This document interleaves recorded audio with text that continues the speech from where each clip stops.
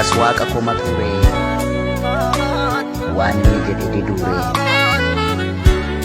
nammaate kan si'ana maal jenna gaa kan kee kana tokko hordee gadhaabaan qabaate kan buqqisee darbata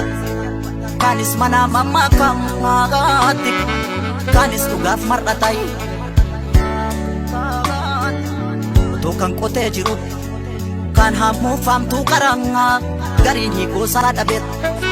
abjootee dhabduu dharangaa ti garatee nuuf himay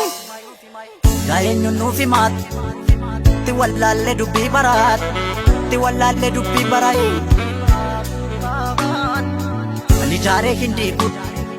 talaa dhufaatu dhiigangaa ti jaaruu nutti ulfaate dhiiguun nutti salphateenye kanaaf keessi koo dhiigay keessa kiyyattan dhiigan na waraana nuun dhiiguun haalli natti jabaattus tolii gadi siin fiiguun du'eetan bada malee eetan bada malee ijaarsa hayyuun dhiiguun ijaarsa hayyuun situ akka uummataa ijaarsa hayyuun dhiiguun warra nu goomatuuf seenaaf aadaa Oromootu halkiidhaan mul'ate gaabonni sin deebisuu mallattoo roobsine maal jenna gaa kan kee kana yeroo garaan keenya waa baay'een gaddee jiru kana